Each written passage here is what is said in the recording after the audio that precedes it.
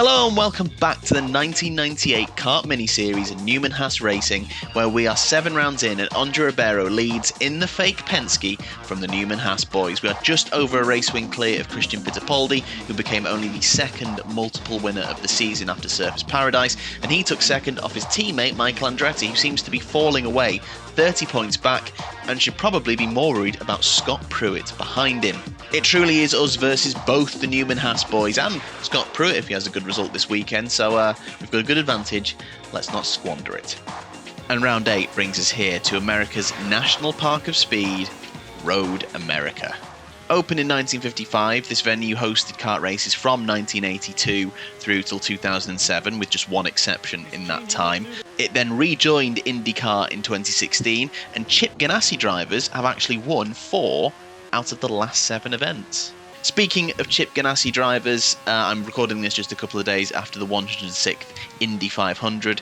What a great race, and what a drive from Marcus Ericsson. Proof that in F1 sometimes great drivers can just not get the opportunities they deserve. Because he drove a great race, took the lead with a few laps to go, and dispatched the back markers as such that he looked like he was cruising to the win. Then that red flag due to Jimmy Johnson. And you think, well, he's going to lose this, everyone's going to have the tow, he's going to be a sitting duck. But the defensive driving he did on those last 2 laps, incredible. A deserved winner. What a race, Marcus Ericsson. Anyway, back to Road America. The Elkhart Lake course was recently name-checked by Sebastian Vettel as a venue he'd rather race at in America than the makeshift street circuit of Miami. Sadly, F1 won't be able to come here with the track in its current state as it's only FIA Grade 2. Anyway, thank you for watching. Thank you for sitting through all that history about Road America and Elkhart Lake and the Indy 500, but let's just be real for a second. I know what you're here for. I know what you're really here for. Keithy P reminded me that you need to actually go in the pits so the pit crew can fit your wibbly aerial. And that's on me. I forgot that was the case, because this is, of course, a very serious, realistic simulation. I mean, I could have been changing this all season long, and I just have not. I mean, a bit sluggish on the tyres, guys, to be honest. Here we go. Ladies and gentlemen, the Wibbly Aerial. Oh, there it is. My money don't jiggle jiggle, it folds. I like to see you wiggle wiggle, for sure. It makes me wanna dribble dribble.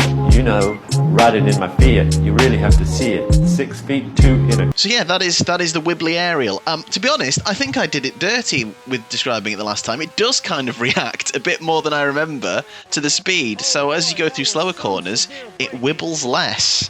Look at it go. Look at it as you get the speed up down the straight. No, 9.5. Wibbling its heart out. Like I said, this is a serious realistic sim, so the Wibbly Aerial physics are, I'll take it back, they're pretty good. Anyway, let's wibble our way into qualifying.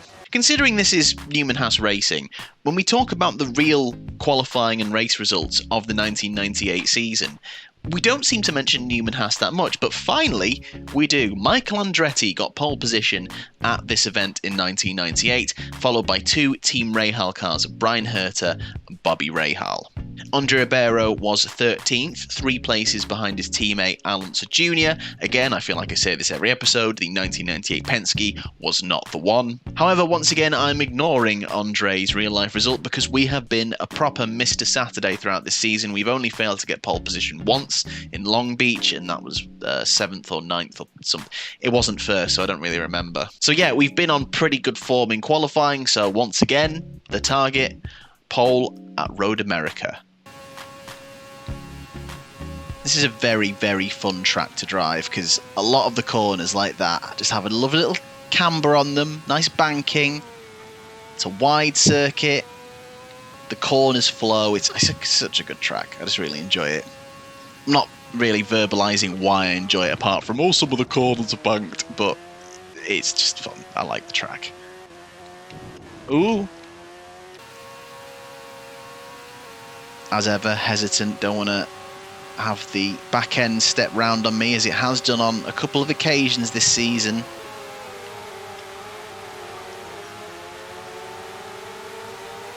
Bit of traffic at not an ideal time.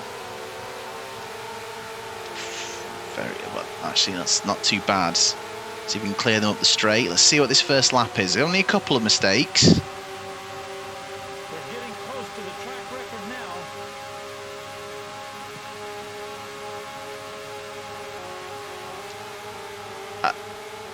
You may have thought that that didn't surprise me as much as it usually did. Well, let me let you on a little secret. This is my second time recording this episode. I have literally just finished recording this, and as I was watching the replay at the end, the game crashed, meaning I could not save it or recover it.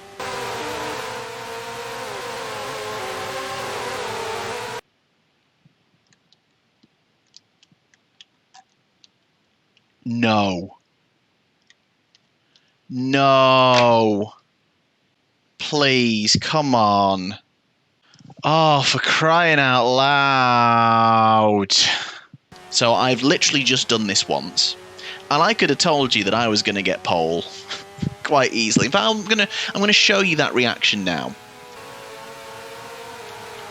Ooh, yeah, it would be great to ooh. Swoop round, that's pretty good. Into the final corner. That's pretty good as well. That wasn't too bad, although I hit a couple of back markers. Literally. If he breaks that track record, we'll sure let you know about it. 8 rounds in, and it still surprises me. Oh, here we go. That second half of the lap felt really well put together. Gone quicker, 1 minute 26.5. And we are on pole by 5 seconds from Michael Andretti. What it seems is, for whatever reason, the AI around this track in qualifying are snails. And again, a reminder, I've set them to their hardest difficulty on this game. It is just, I don't know what they're doing. I do want to actually do a lap that's quicker than my aborted one. I want to improve on it. Let's do it.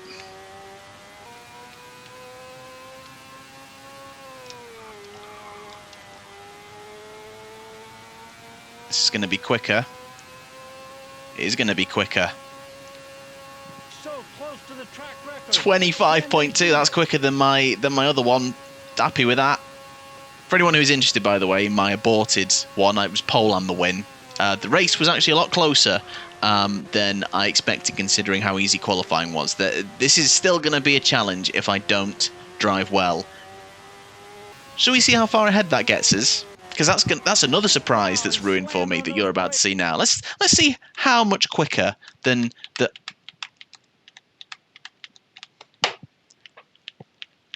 This is unreal. It can't have.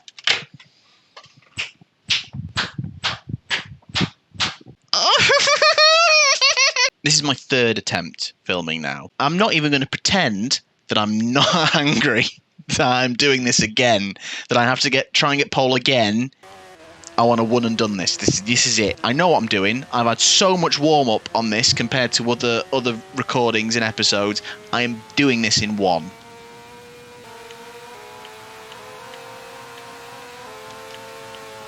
That's it. Through it past Andretti. Down the back straight, which has a couple of turns in it.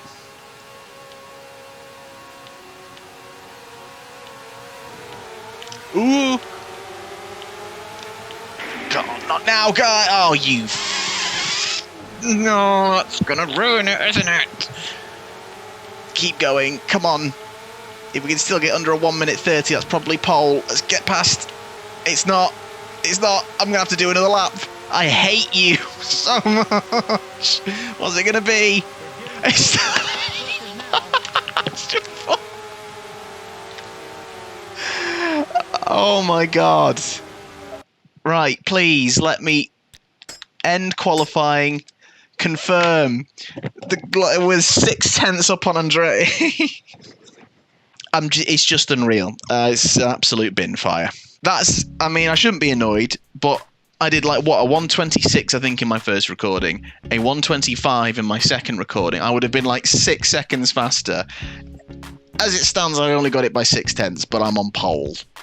So, in the real Texaco Havoline 200, it was round 14 of 19 in the 1998 season, so it's kind of got the same late season vibes as this one. As for the winner, well, we name him so often in qualifying, but on this occasion he took the win from 6th on the grid. Dario Franchitti took his first ever kart win. Champion Zanardi was 2nd, Christian Fittipaldi was 3rd, and Andre Ribeiro retired after just 7 laps with engine problems. Again, 1998 Penske, not the one. However, our target, I mean, do I even need to build up to it? We are almost 6 seconds faster in qualifying. We have to win the race. I mean, Surfers Paradise was an absolute clown show towards the end. So I need to kind of regain some respectability as well. Put ourselves in good standing, hopefully so we can maybe win the championship at home in Brazil. Hopefully this what you're seeing now is about to be the start of the actual race. Pray for me. For the second time in Road America, the aerial wibbles, the lights go green, and we are underway at Road America into turn 1.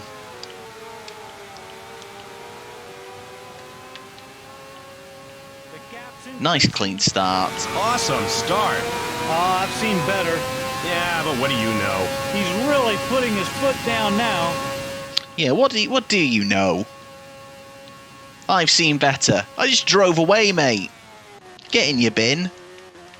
Yeah, I don't know what it is Psygnosis did with this game, because this is the same engine that essentially powered Formula 1 and Formula 1 97, and the AI in that are a good challenge and a consistent challenge. Yes, some tracks, okay, we found in 97 they are better at than others, but here it's all over the place. The difficulty level between qualifying and the race, between tracks. I mean, maybe I should count my blessings because I am that inconsistent on this game.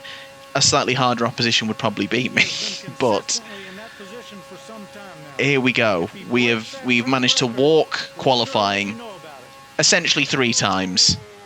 Now it's just keep a head screwed on during the race. The one upside of this replayed Road America is it's a second chance at a Grand Chelem, which I blew stupidly last time out. So that is pole, win the race, lead every lap, and fastest lap, which the last part is probably going to be the tough one because of how inconsistent they are. They have been inexplicably quicker. Ari Lewandijk, who is not a going concern in the championship, has got the 2 fastest laps, despite finishing outside of the top 10.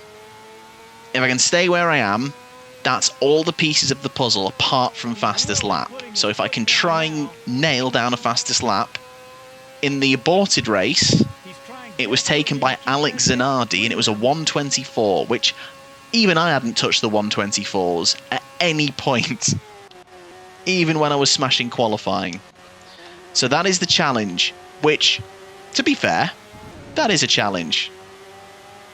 And again goes to my point of what is the consistency of the AI on this game. It's everywhere. And as you can see, I've not put a wheel wrong. I'm still driving pretty quick. And engine noises are rising. And, oh, well, Andretti is hustling.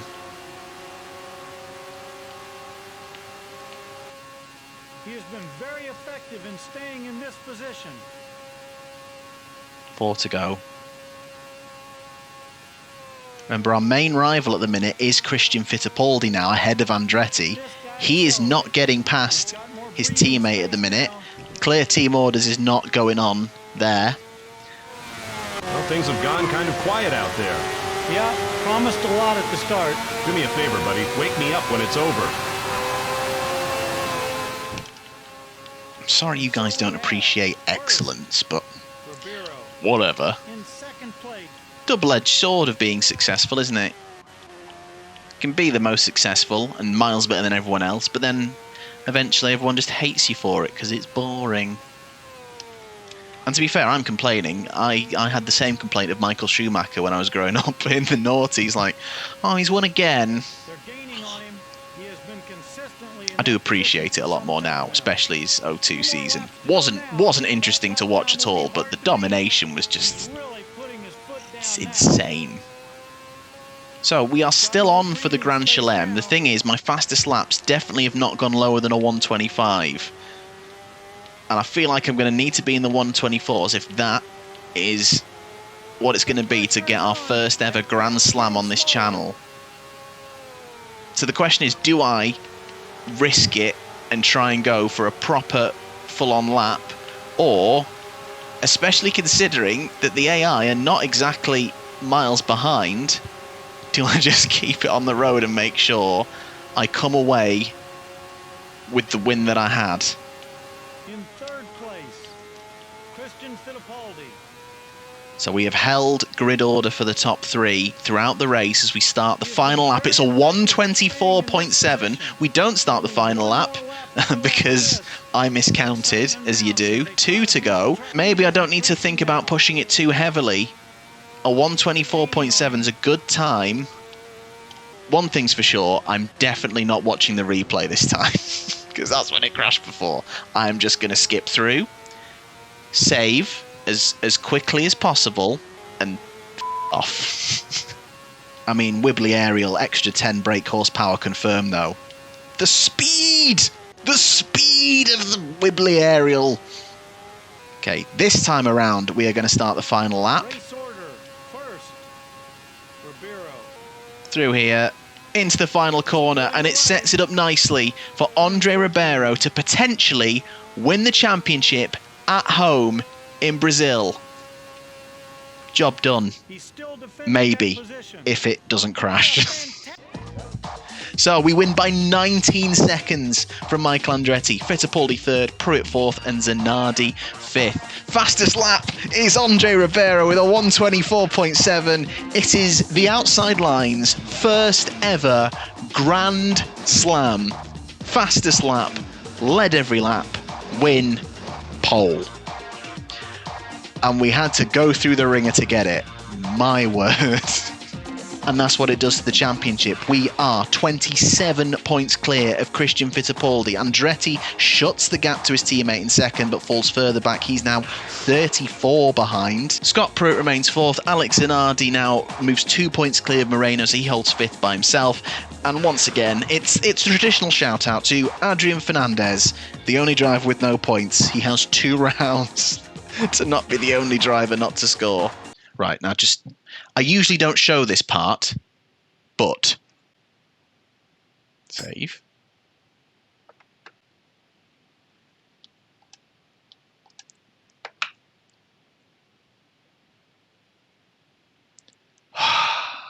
We are potentially just one race away from winning the 1998 Kart Mini Series as Andre Ribeiro, and we could do it at home in Brazil at the Emerson Fittipaldi Speedway. It's been a long time coming, but finally we could give Andre Ribeiro the send-off he deserves. This is going to be brilliant. Maybe, because the last time we were at a Speedway, we didn't score points, and it was awful. We have escaped Road America like Bill Murray in Groundhog Day. We're free of Road America. Next time we go for the win. Thank you so much for watching. I'll see you very soon.